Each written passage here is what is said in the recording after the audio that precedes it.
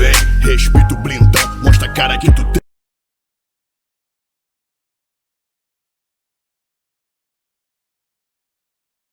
What's up, everyone? It's Bostin. I'm sure you've heard of me somehow. I'm pretty open about my views on, steroids, bodybuilding, peptides, insulin, growth, everything that goes on A to Z.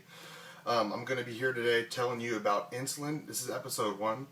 It's going to start as the untold truth.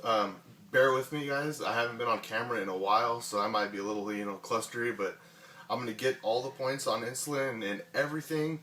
We're going to have quite a bit of episodes going from A to Z. I'm going to explain to you everything about insulin today. It's going to be the untold truth. This is episode 1. Okay. So actually, in my room, I have a mini refrigerator with everything. I mean, peptides, growth hormone, insulin, one of them. These are the things you need to keep refrigerated, which a lot of bodybuilders, I'm renting a room actually, but most bodybuilders will, put it in their normal refrigerator. So I'll show you right now. Here's my refrigerator.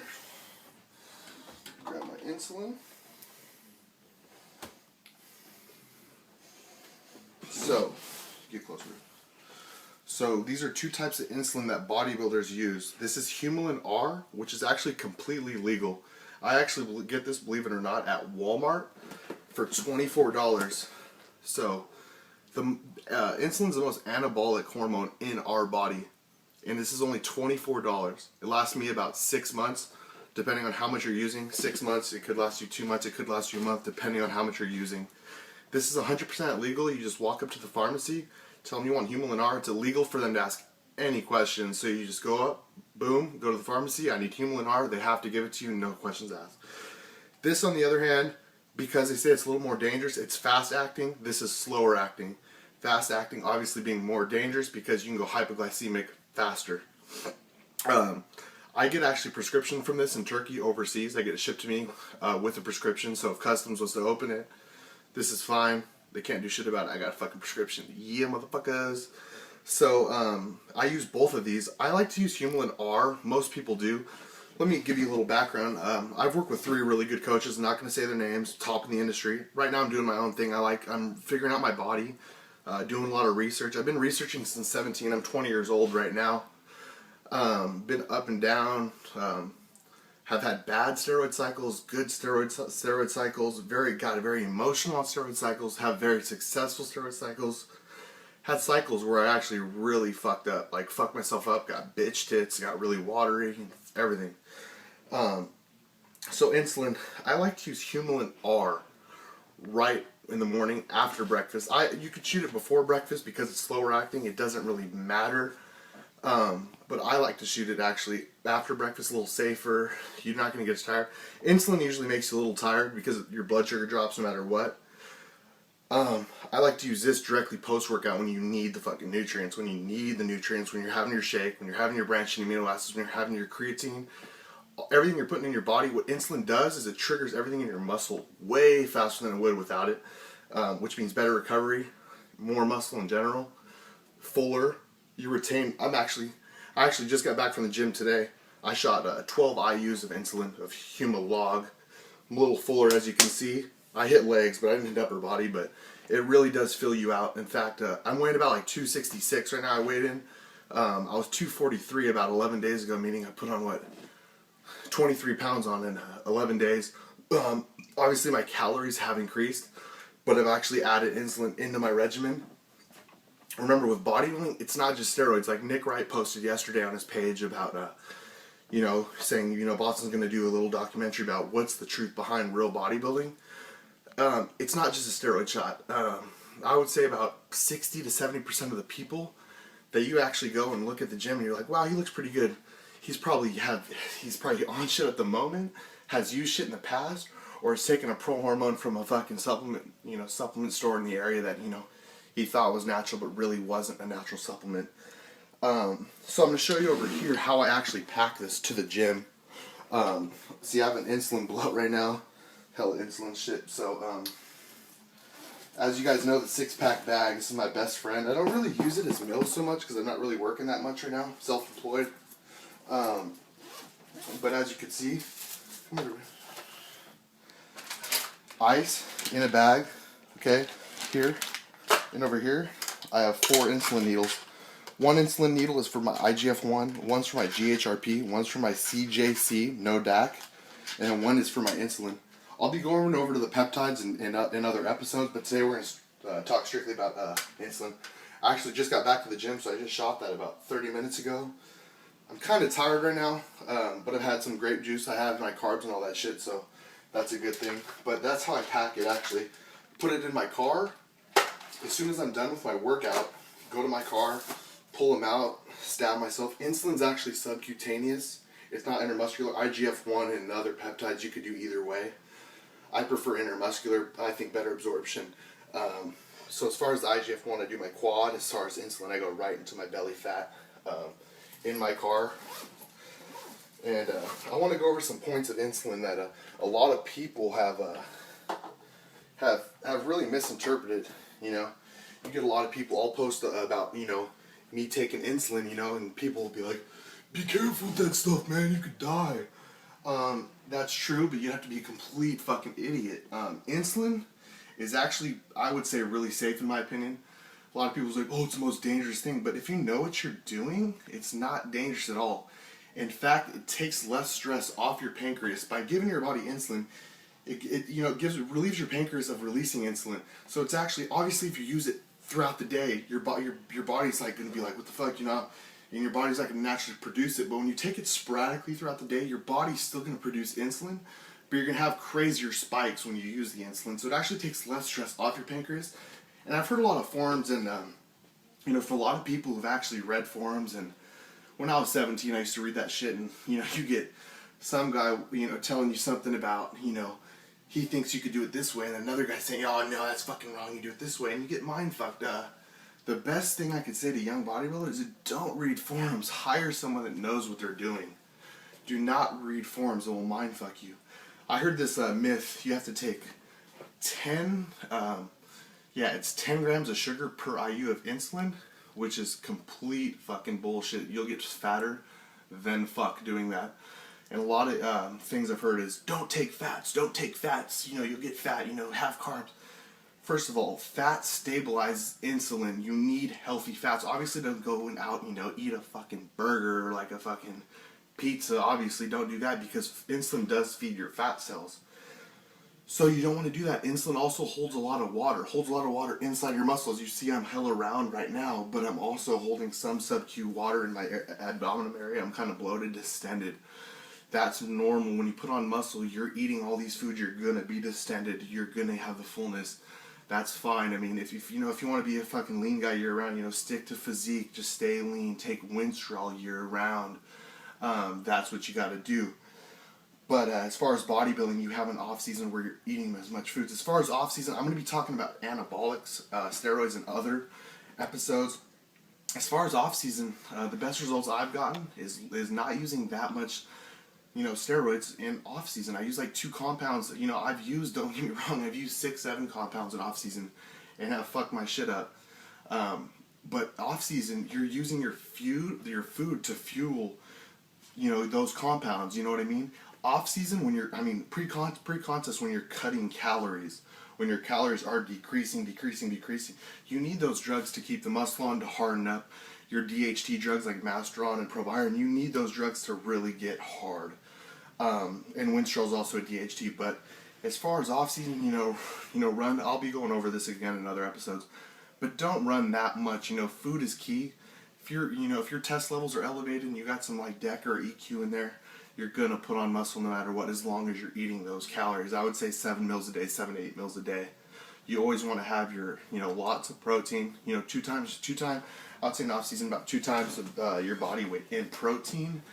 And I would say carbs. You know, carbs are just a fucking carbs. It's just an energy source. So whatever you need, you know, to get that actually, you know, to get the energy to fuel your workouts. But other than that, healthy fats is what you really, really want.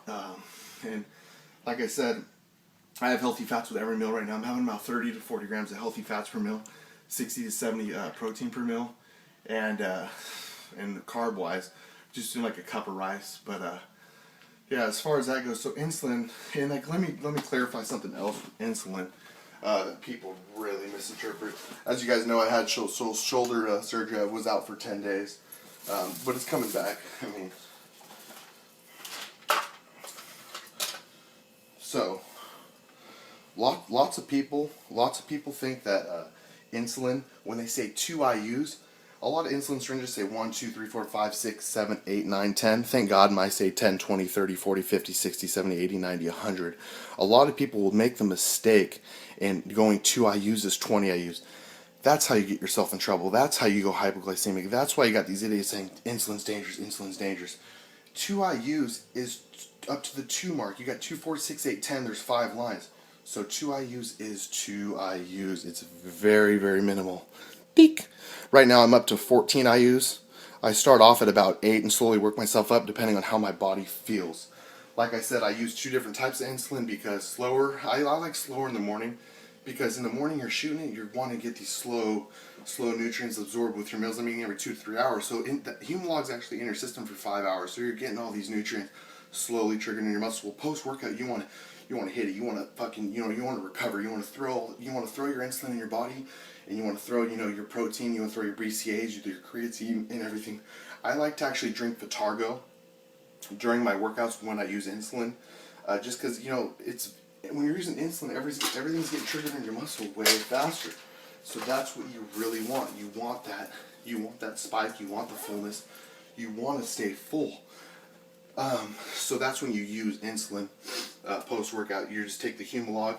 Humalog's in and out of your system. I want to say it gets in about 20 minutes. It's probably out in about an hour and a half max. So I like to do like a branched amino acid shake. But I'm not here to talk about really nutrition. I'm here to talk about the dark side of bodybuilding. Bodybuilding is very, very dark. It really bothers me, and why I made this video is a lot of these bodybuilders, they'll be like, oh, you want to show, what did you do differently? What did your trainer?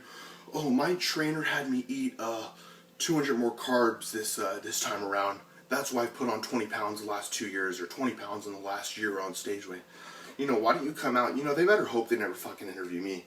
Because if they do ever interview me, they're going to get the fuck, I'm going to fucking be like, I up my T3, I up my Glen, I up my anabolics, I up my insulin, I up my cardio.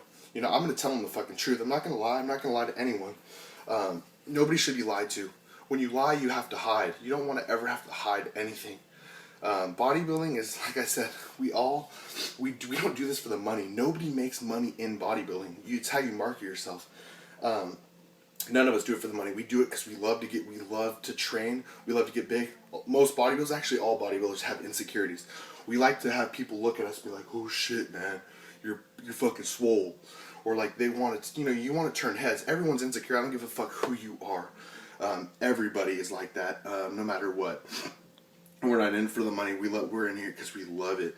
But there's a lot of things in bodybuilding that people fail to come out, and I've just always been really, really, really honest about it. Like I said, it's just when I see these interviews and these people giving false information. Oh yeah, last prep I ate 100 grams of carbs. This I had 500, and I put on all this muscle. And people are like, oh my god, let's eat more carbs. Fucking more carbs.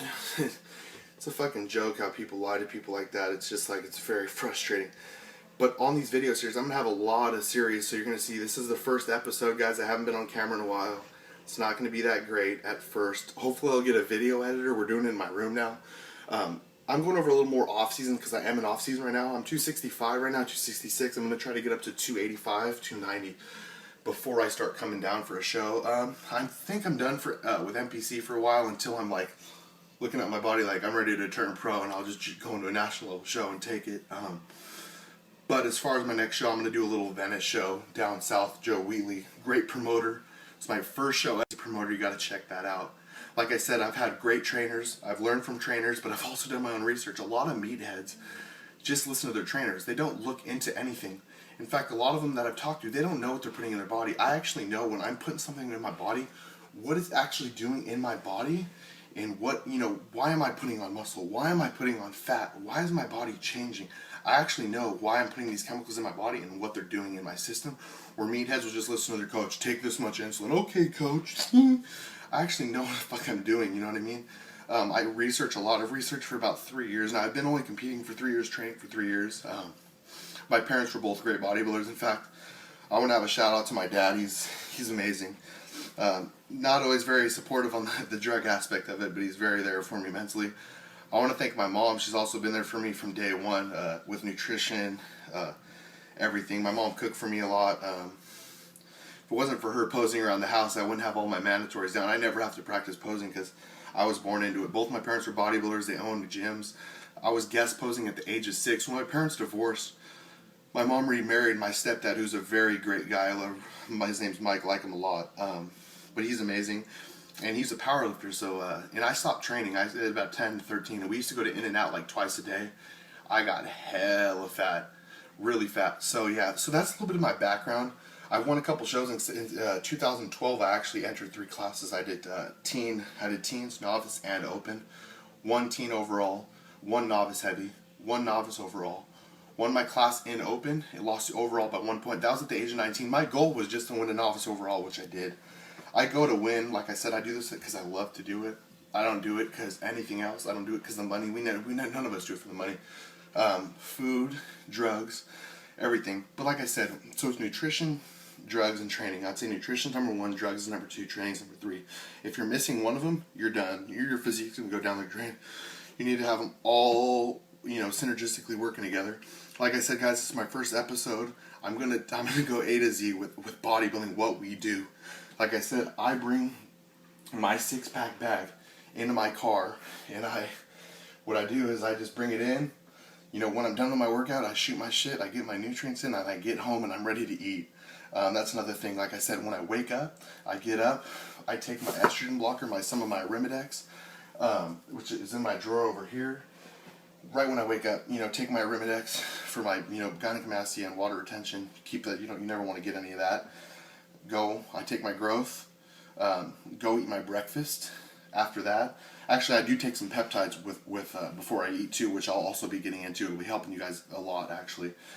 And peptides are actually 100% legal too. You can get them legal throughout the United States, so that's also good, which we love to do.